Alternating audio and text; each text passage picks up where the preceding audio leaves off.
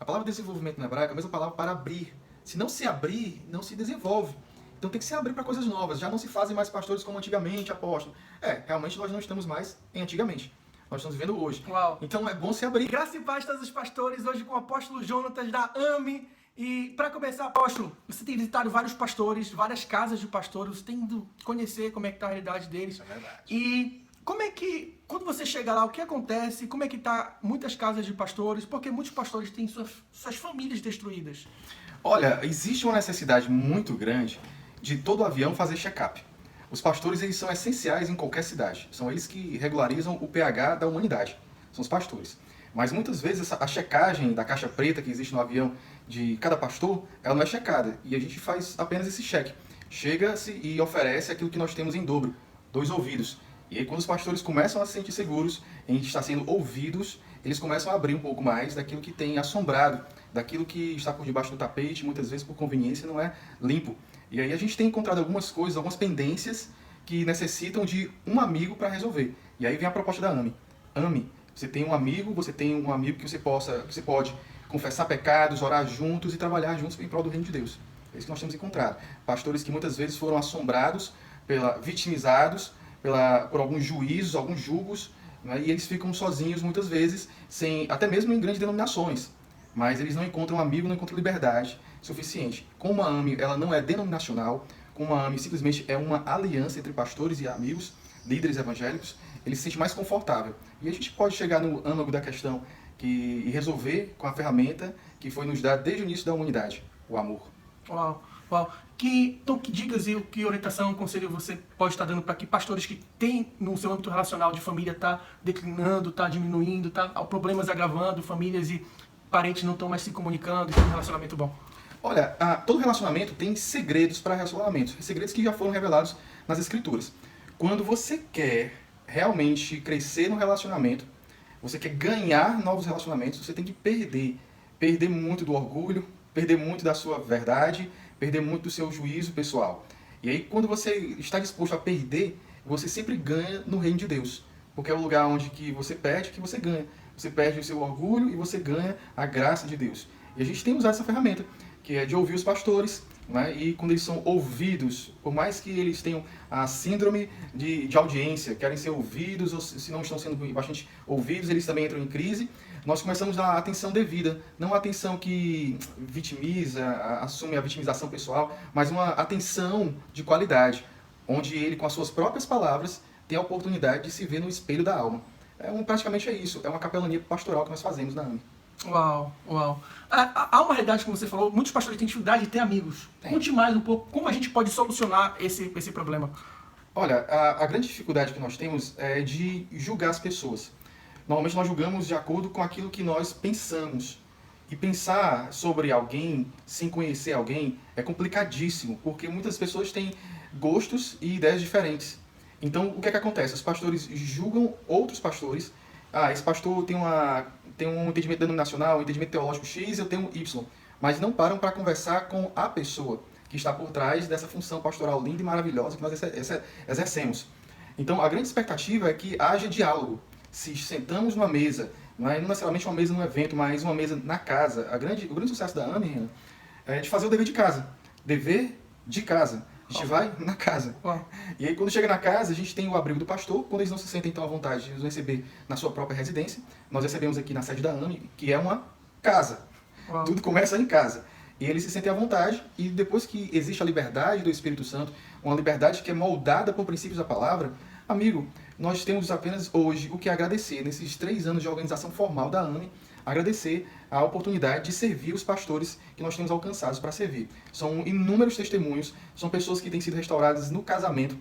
Né? Você que tem acompanhado, nós chegamos agora num momento da AME em que tudo que nós fazemos é dedicado para os filhos de pastores. E isso tem trago para a gente uma relevância que tem sido entendida. E uma vez que você entende, você não contende.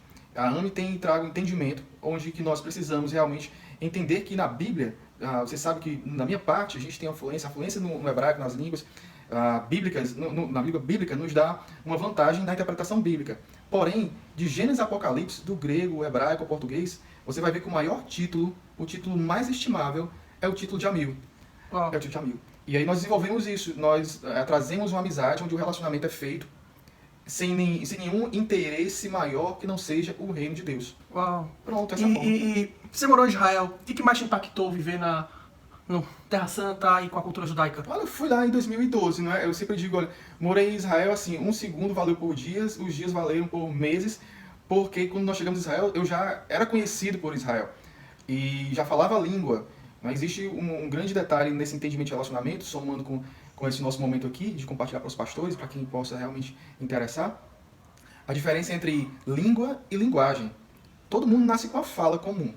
O choro é para todos, do norte ao sul, mas você desenvolve uma língua, que é um conjunto de elementos organizados, e tem a linguagem, que é aquilo que você transmite. Eu já conhecia a linguagem de Israel, Israel já me conhecia muitas pessoas, então quando eu cheguei lá, foi para validar. Eu sempre costumo falar para as pessoas que eu cheguei em Israel com crise teológica, porque é um país que a gente julgava árabes versus judeus, e quando você chega lá, as diferenças se completam. Então nós trouxemos aqui na mala, e até hoje desenvolvemos esse relacionamento com Israel, muitos segredos, muitas chaves de entendimento para o relacionamento. Israel é o país onde tudo funciona, gente. É o país assim que só lembrar que Jesus vai voltar para lá. E aí você tem lá um aspecto muito claro, tem um país com um pouco mais de 70 anos e tudo funciona.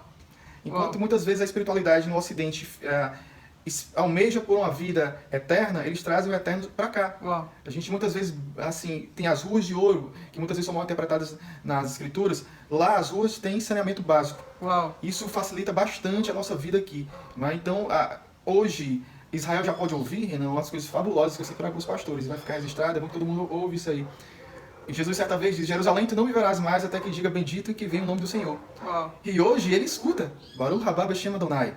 Ele escuta em língua hebraica. Tem mais de 100 comunidades que acreditam que Jesus é o Messias.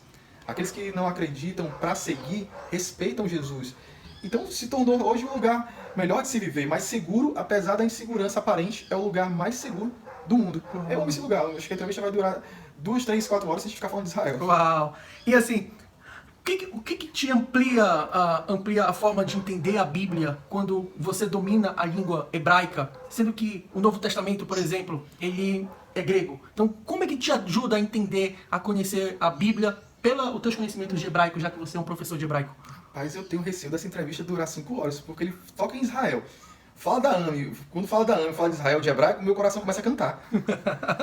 Mas fazer o quê, né? Olha, a língua hebraica é como se você hoje tivesse o véu rasgado. Quando você tem acesso às escrituras hebraicas, não é apenas a língua hebraica, é a linguagem hebraica. Eu sempre falo algo que muitas vezes concorre com o meu marketing do curso, do Instituto Aleph de Hebraico. Eu digo, olha, as escrituras são melhores interpretadas pelo Espírito Santo de Deus. Uau! Quem tem o Espírito Santo desenvolve isso, lê muito melhor do que eruditos. Uau! Agora, se você quiser um trilho mais aproximado para entender essa mentalidade toda das escrituras, é o hebraico, sem dúvida nenhuma. É uma língua que existe hoje de forma sobrenatural. É a língua milenar que existe. Então, quando você tem o acesso ao hebraico, é como se você realmente beijasse sua noiva sem um véu. Uau! Você está totalmente ali dentro do texto, não tem tradução. Toda tradução é uma aproximação. Com o hebraico, a ligação é local. Uau! Vou falar muito de hebraico, você uma das perguntas, fica sensacional. Eu recomendo aos pastores. Nós temos o Instituto de Hebraico, nos procurem. Mas quem, por outra ideologia, quiser buscar outros institutos, aí busquem, nós podemos até indicar outros. Agora, a ideia é que conheçam. O hebraico, ele, assim, o Renan falou algo que normalmente a gente desconstrói. O Novo Testamento é no grego? Gente, se um cearense for escrever para os Estados Unidos, para um cearense lá nos Estados Unidos, ele vai dizer, macho, vai, deixa disso. Ele não vai falar em outra língua. Então, a mentalidade, por mais que eu desenrolo inglês, eu sou como o Renan, fluente, não sou fluente, mas eu desenrolo. Mas qualquer americano, quando me ouve falar inglês, ele diz, diga isso, brasileiro, diga isso, cearense. Uau! Mentalidade. Então, o hebraico é a mentalidade das escrituras. Renan, um ponto para deixar registrado. Uau, incrível. E você tem relacionamento com a King of Kings, que é a igreja mais famosa e mais conhecida em Israel, igreja que todos os ministros do globo todo vão pra lá. Por favor, como é que é lá? Conte mais um pouco dessa igreja evangélica cristã da King of Kings pra gente. E aí, como é que tira o sorriso? Não sai não, gente, porque é fabuloso. Como eu falei para todo mundo, a Israel hoje tem mais de 100 comunidades que acreditam em Jesus. E uma das mais posicionadas, porque o nosso entendimento não tem igreja menor, nem maior, as igrejas organizadas, de níveis de organização. A King of Kings é muito organizada. Muito. A gente teve aí uma graça. Eu não assumo mérito naquilo no relacionamento de Israel. Então, eu conheci o pastor Shelley Holland e a nossa amizade foi desenvolvendo, através da internet. Me apresentou o grupo de louvor, não é? Essa Jael, ela não escuta. E tem as pessoas que são do Ministério de Louvor, ou melhor, na realidade, Ana, é do setor de artes. Uau! Eles não é assim, do louvor, não, é de artes. Uau. Tem música, tem tudo. Esse pessoal me conheceu também de uma forma assim muito louca, a partir do Shed, claro. E aí eu fiz contato com eles, a gente tem desenvolvido aí grandes parcerias, grandes surpresas. Aí o Renan tá puxando os spoilers. Mas tem muitas surpresas. O que é bom é saber que eles têm uma fé centrada totalmente nas escrituras, Uau. onde o Messias brilha de longe. Uau! O pessoal do louvor é fantástico. Eles têm essa mesma capacidade que a gente tem desenvolvido aqui no Brasil, na AME, de ouvir os diferentes. Uau! Quando as pessoas veem na internet, Renan, vê assim, King of Kings. Não, ela preparou a bandeja. Mas o cardápio são pessoas de vários ministérios diferentes. Uau! Uau! Diferentes mesmo. Uau! Tanto de Israel quanto fora de Israel. Uau. E isso é fabuloso. Eles entenderam realmente o que é cantar um cântico novo. Não estava na letra da música, mas na intensidade de coração. Eles entenderam isso. Então, Uau. o relacionamento com eles é fantástico. Nós estamos desenvolvendo algumas coisas aí para o futuro. Um futuro que já chegou. Né? E eu espero que logo tá vendo meus amigos aí pessoalmente em Israel. Aí, através deles, eles têm uma rede, Renan. Todo mundo que pensa geracional, ele não se limita no seu tempo nem na sua geografia. Uau! Eles têm uma rede no mundo, aí tem um pastor que fala português também, mas é americano, e aí ele vai assistir porque ele entende português um pouquinho. Pastor Manuel, eu te amo, você sabe disso. E a gente tem uma network muito forte e tem só ampliado com outros pastores aqui no King of Kings também. Beijo pra vocês. Uau! E, apóstolo, você tem um costume de empoderar muito forte a próxima geração. E por que você faz isso e qual a necessidade de fazermos isso? Inclusive, um dia a gente estava orando, tinha um grupo de pessoas orando junto, e aí foi aquele momento de encerrar, e você não quis fazer a oração, você quis deixar para uma pessoa que tinha mais ou menos 18 anos para ela orar e falar, não seria o apóstolo Jonas que ia fazer a oração final, mas sim uma pessoa de 18 anos, um crente comum. Qual a importância de empoderar e fortalecer a próxima geração? Gente, eu não sei vocês aí que vão ouvir esse negócio, mas aqui já tá uma presença, tá muito gostoso do Espírito Santo. Olha, eu descobri, lendo as Escrituras, que eu vou morrer. E, sabendo disso, confiando nisso, eu resolvi entregar aquilo que eu recebi para a próxima geração. Quando eu leio o apóstolo Paulo, quando eu leio de Gênesis e Apocalipse, essas pessoas que tiveram uma vida relevante e a vida deles realmente acrescentou na minha, eu sempre faço uma pergunta, pessoalmente eu faço. Se eu não estivesse aqui, o que é que estava faltando? Uma vez que eu estou, o que é que está sendo acrescentado? Então, assim, a gente tem que trazer esse entendimento para os pastores, que se nós não investirmos hoje nos filhos, naqueles que são gerados, eu vou até entregar um negócio, porque Renan, ele tem chaves. Eu gosto desse jovem, não sei você. Mas eu gosto de Renan demais, ele tem um poder. Por exemplo, vejam só, pastores e amigos que vão ouvir. Jesus, certa vez, disse assim, não vos deixareis órfãos. A gente estava ouvindo o vídeo com o pastor da Casa Amarela, com o nome dele? William. O William ele falando de forma muito assertiva, dizendo assim, olha, a maioria dos discípulos de Jesus eram jovens. Não é aquela coisa... Eram sim. Jesus era um dos mais novos. Como é que ele falou isso? Não vos deixareis órfãos. Bom, quando você tem esse entendimento do hebraico, a língua hebraica, eu sempre falo que não é apenas a língua, é a linguagem, o pensamento hebraico. Você tem um entendimento geracional. Quando Jesus liberava a palavra, ele estava gerando novas pessoas. É a nova vida que nós temos em Cristo quando nós ouvimos a palavra dele. Então ele estava gerando através da palavra. Então tudo que nós podemos hoje usar e ousar para gerar novas pessoas, nós temos feito. A grande expectativa é que vai chegar um dia, e eu falo isso para ficar registrado, vai chegar um dia que os jovens, homens e mulheres, chegarão para as mulheres, onde nos seus ventres colocarão a mão e já profetizarão sobre uma geração que está embrionária. E nós entendemos que tudo que nós fazemos aqui nessa terra deixa marcas, consciente ou inconscientemente. Nós preferimos deixar de forma consciente, nós estamos realmente trazendo uma geração que nós sempre falamos, não vai ser a próxima, uma geração que já veio. Vamos cuidar dessa. E aí a gente tem que cuidar dos pastores, dos filhos de pastores e dos líderes jovens, Renan. Porque os líderes jovens, muitas vezes, eles assim, às vezes não tinham pai evangélico e não entendiam isso. E aí os pastores, eles começam a ser responsabilizados com o pai na fé desses jovens. Pronto, então é isso. Quando você entende que você tem uma vida limitada, você não negocia. Jesus nos prometeu vida eterna. Se eu mudar um pouquinho o tom, se eu te der R$1 milhão hoje, Renan, qualquer pessoa receber R$1 milhão hoje, um cheque de R$1 milhão que vai ser descontado daqui a 10 anos. Você é rico daqui a 10 anos ou é rico hoje? Eu acho que eu sou rico hoje. Se eu vou ter ideia daqui a 1 ano, não sei, mas a vida eterna, para mim, eu não sei como vai chegar definitivamente depois da minha morte. Mas eu controlo aquilo que eu posso controlar. Eu invisto naquilo que eu posso controlar. A vida eterna não tem um controle. A qualquer hora, um abrir e fechar de olhos, nós estaremos com ele. e à mercê dele, diante do trono. Aleluia. Nós vamos estar diante dele Uau. a qualquer hora. Uau. Mas enquanto isso não chega, nós vamos trabalhar nessa geração. Os jovens têm entendido isso. Nós temos 55 jovens aí que são filhos de pastores e líderes jovens hoje registrados. Mas isso está aumentando, os pastores estão entendendo, os jovens estão entendendo, e isso está ficando muito bom. Então a gente leva uma mensagem de geração, mas não é uma geração de tempo, é uma geração de entendimento. Tem um ditado em Israel, Renan, eu traduzi lá logo. Ele diz assim: todo velho é sábio. Melhor, todo sábio é velho, mas nem todo velho é sábio. Porque maturidade não é uma questão de idade, é de entendimento. Uau. Então a geração é isso. Se você entende, você desfruta. Então nós profetizamos sobre essa geração, que elas entendam e passem para as próximas gerações. Passem para as próximas gerações. É isso. Uau, sim, fantástico. Ainda temos uma cultura de que nós valorizamos mais os pastores de fora do Ceará do que os de dentro daqui de Fortaleza e do Ceará. Então, como podemos valorizar mais os pastores da nossa terra? Como podemos acreditar mais com os pastores da nossa terra? Como podemos se permitir aprender mais com os pastores da nossa terra? É fantástico. Esse homem tem cada pergunta fantástica. Olha, cada um de nós tem isso daqui, ó, que é uma identidade. Identidade. Existe um negócio que vai ser interessante registrar aqui. Provavelmente a gente aprofunde em outros vídeos, vai acompanhar aí. Mas existe algo acontecendo na nossa cidade, no nosso país e no mundo em si. As pessoas estão olhando um pouquinho para fora da caixa que foi criada nacionalmente. Sim, estão olhando, estão vendo outras pessoas. E estão começando a entender coisas que já haviam sido colocadas por Jesus há muito tempo atrás. Cada pastor tem sua essência. Cada pastor tem sua essência. Quando a gente perde a nossa essência, a gente perdeu aquilo que Deus nos chamou para fazer. Aquilo que Deus chamou para fazer. Então, a grande expectativa que eu tenho é que os pastores não tenham a síndrome do cachorro vira-lata, desculpa a expressão, mas cada um tem seu tipo. E isso não pode ser eliminado. Eu sempre vejo, eu sempre admoesto, para pegar os pastores de linguagem mais antiga, exorto, confronto, e digo assim: olha, gente, modelos, entendimentos são favoráveis para a gente organizar a igreja, são pastores exponenciais em Fortaleza, Ceará, pastores no mundo, os gringos de todos os lugares. Eu vou te falar aqui da King of Kings, boas referências. Nos Estados Unidos, milhares. Renan tem um acervo aí gigantesco de boas referências. São boas referências. Para que a gente possa ter aí um mapa. Não assumir a rota final. Uau. As pessoas que eu conheço, que você conhece, Renan, as pessoas que nos acrescentam, elas nos ajudam na nossa caminhada. Uau. Mas o objetivo final é cada um tem dentro de si Uau. um chamado específico. Eu tenho muito receio quando os pastores de igreja que são pouco organizados começam a ver uma igreja muito organizada e esses pastores, eles assumem a identidade daquela igreja e perdem a sua. Uau.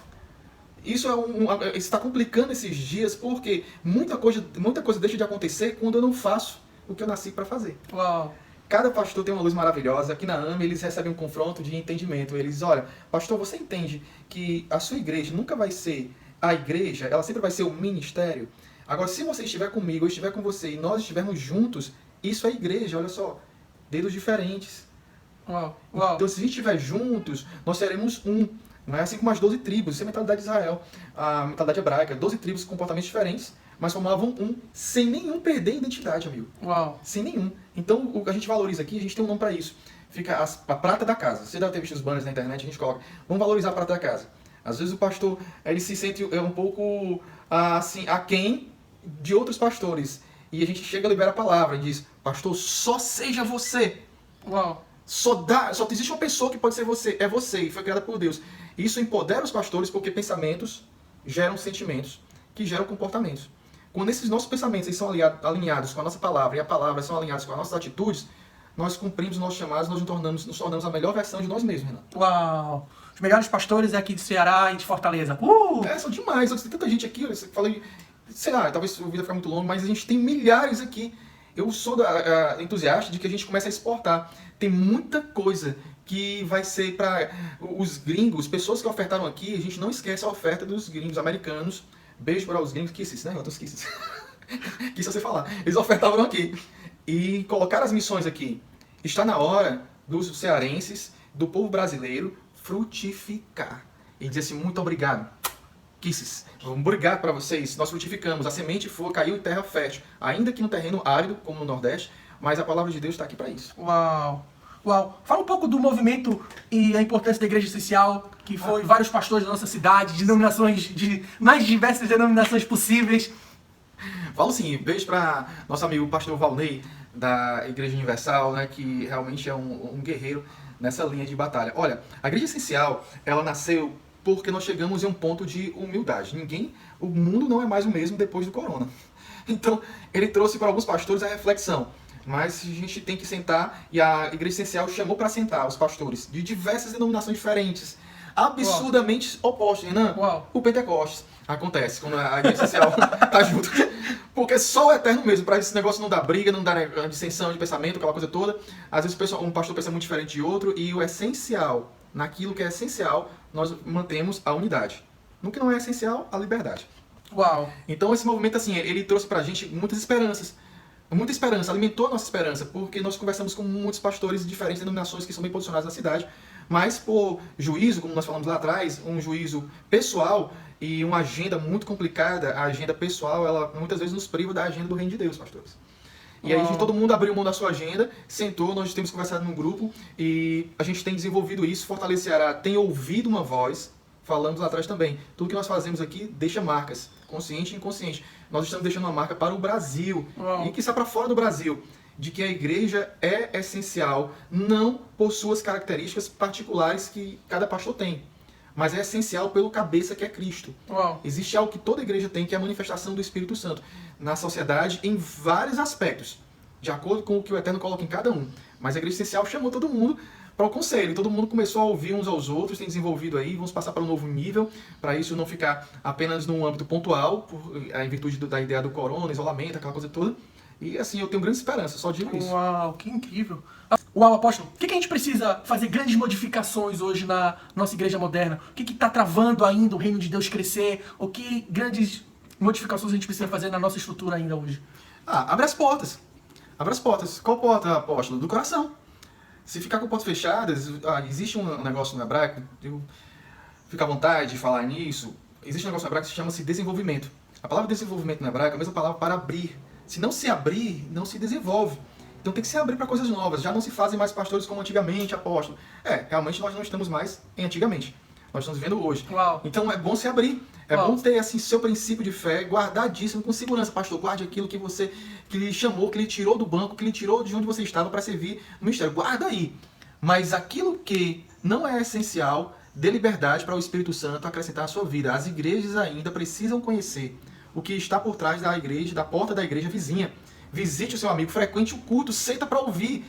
Senta para ouvir. A AME nos transformou. Nós temos aqui pastores e amigos que nos ensinam. Ela nos transformou porque todas as vezes que você ouve algum pastor, todas as vezes que você ouve aquilo que o outro carrega, você aprende. Mas tem que se abrir. Eu digo, Renan, é isso. Que eu digo para o pastor para melhorar, para destravar, abra. Agora de dentro para fora. Sem receios, aquilo que é seu, ninguém vai tomar. Pode imitar, mas as imitações não duram muito. As coisas originais tendem a durar mais do que as imitações. Mas é isso. Se abram para o diálogo. Deixe o seu juízo pessoal e comece agora a fazer um juízo espiritual. Você precisa do seu irmão para você ser um corpo. A sua igreja nunca será uma igreja do reino de Deus se ela não estiver ligada às outras. Assuma esse desafio, é um conselho. Vai por mim.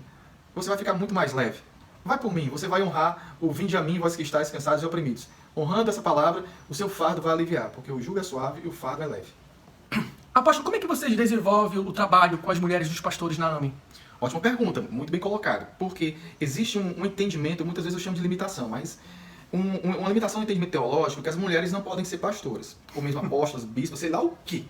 Gente, pastorear não vem da teologia. A teologia assumiu esse termo para organizar a eclesiologia e tudo mais que seja. Mas as mulheres da Aliança de Pastores, ou melhor, Aliança Ministerial Evangélica da AME, elas são super empoderadas. É bom você gravar um vídeo com a apóstola Soraya. E elas são empoderadas porque elas recebem o entendimento que elas são a pastora por essência do seu esposo. E que ninguém melhor do que elas. Agora elas precisam de amigas para compartilhar. Elas conseguem entender que não estão sozinhas e conseguem entender que o ventre delas não é apenas um ventre biológico.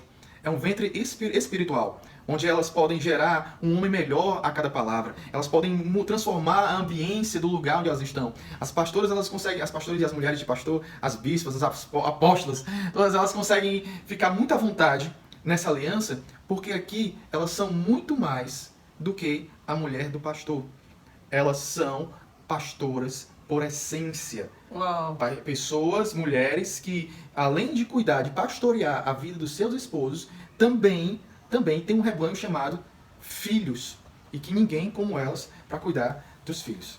Uau, uau. E aí, então, as pessoas, você vê muitas mulheres de pastores com problemas num relacionamento porque elas se veem no casamento delas como esposa de pastor, e elas parece que não tem um nome físico, não tem uma personalidade, não tem gostos, não tem, às vezes, o desejo dela, ou outro tipo de ministério que não seja a esposa do pastor.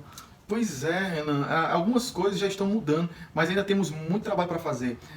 Existe um estigma que foi marcado na alma das mulheres de um entendimento assim errôneo acerca da submissão da mulher.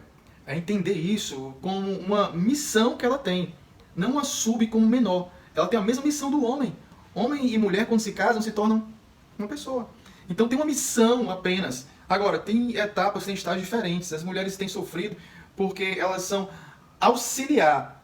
A ideia do auxiliadora na Bíblia, e sempre precisa do hebraico, mas a gente pode traduzir, não é de algo que vem assim, um acessório. Não é um acessório. Ela é parte. Uau. Ela é a bateria desse celular, ela não é o fone de ouvido. Uau. Então, assim, quando a mulher consegue entender isso e ver outras mulheres com esse entendimento, ela já não se olha no espelho da mesma forma. Uau. Ela já não se olha no espelho para trocar apenas a maquiagem. Uau. Ela já se olha no espelho e diz para ela mesma: oi, tudo bem? Sou eu. E elas já começam a ganhar uma nova identidade que estava omitida. Uau. Porque tinham colocado para ela a mulher do pastor, ou mesmo a pastora, a bispa, a apóstola. Não, agora ela é fonte geradora. Renan, olha no hebraico. Só entregando spoilers pro Renan. Esse vídeo vai alcançar uns milhões de likes aí. Mas mulher no hebraico é aquilo que gera. Uau. Você não tem nada. Lembre-se, o Eterno criou o homem e ele não dava bem sozinho. Então, para gerar filhos, teve que ter a mulher. Esse entendimento feminino da palavra hebraica, isso discorre em toda a língua e linguagem hebraica.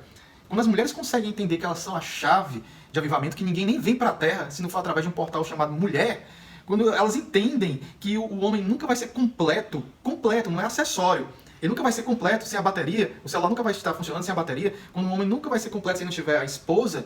Amiga, elas ganham um novo perfil. Agora não é mais o perfil dependente do pastor. Agora é o perfil que não é simplesmente um acessório. O acessório fiel, a auxiliadora fiel. Não. É a mulher que faz parte realmente dessa história. Protagonista dessa história. Uau. Que nós estamos escrevendo na Terra. Eu amo tudo isso. Olha, tem que gravar um vídeo com a Apóstola Soraya depois, hein? Das mulheres aí, fica a dica. Uau, uau. Apóstolo Jonas, uma mensagem final para os pastores da nossa cidade. Pastores e líderes, olha, em primeiro lugar, quero dizer para você que nós, como seres humanos, temos uma responsabilidade nessa terra. Como pastores, nós temos uma outra responsabilidade que nos cobra diariamente. Os pastores, eles, assim como o pH ajusta a qualidade da água, os pastores e líderes, eles regulam o pH da humanidade. Você precisa de um pastor. Existe uma pergunta: quem vigia o vigia? Eu tenho outra pergunta: quem pastoreia o pastor? Entenda algo: nós temos pastores e temos mentores. Nós precisamos entender as faculdades da vida. Cada pastor precisa de mentores, de pessoas específicas para áreas específicas da vida. Chega desse negócio de clínico geral. O clínico geral ele aborda, pode ser sua cobertura espiritual, não sei como você entende isso, sua denominação mas nós temos pessoas que são especialistas. Então, seja um pastor que caminha com outros pastores. Seja um pastor de abundância, que as pessoas possam ver sua essência. Seja aquilo que Jesus lhe chamou para ser, luz do mundo e sal da terra. Escute o conselho de Jesus: ame.